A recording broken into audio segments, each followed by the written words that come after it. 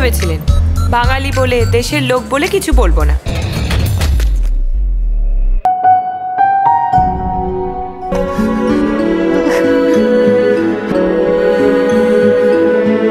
এইমাত্র প্রকাশ পেয়েছে শাকিব খানের তাণ্ডব সিনেমার সংক্ষিপ্ত গল্প, যা ব্যাপকভাবে পছন্দ করেছেন শাকিবিয়ানরা।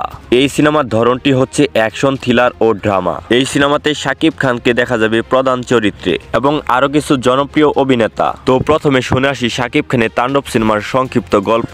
শুরু হয় একটি শীতল শহরে। রনি একজন সাধারণ যুবক হিসেবে জীবনযাপন করছিল। সে এক ধরনের শান্তিপূর্ণ জীবনযাপন করত, কিন্তু একটি বড় দুর্ঘটনায় তার জীবনের গল্প বদলে দেয়। শহরে এক প্রভাবশালী ব্যক্তি রাজীব, এটি একটি নেতিবাচক চরিত্র, রনির পরিবারকে তছনছ করে দেয়। রনির মা বাবা এবং ছোট ভাইয়ের মৃত্যু ঘটে এই কৌশলে। এরপর রনি প্রতিশোধের পথে চলতে চলতে সে একের পর এক চ্যালেঞ্জের সম্মুখীন হয়। প্রতিটি লড়াই তার জীবনে নতুন শিক্ষা নিয়ে আসে এবং সে আরো শক্তিশালী হয়ে ওঠে। একসময় সে রাজীবের বিরুদ্ধে একটি বড় যুদ্ধ শুরু করে দেয়। একের পর এক তাণ্ডব পরিণত হয় এবং এই পর্যায়ে তার চরিত্র গভীরভাবে প্রকাশ পায়। আর এটি কেবলমাত্র প্রতিশোধের নয়, একজন মানুষের আত্মপরিচয় খোঁজার যাত্রা। এভাবেই চলতে থাকে তার দিন। হঠাৎ করে তার পুষ্পর সাথে দেখা হয়ে যায়। পুষ্প হচ্ছে এই সিনেমার প্রধান নায়িকা।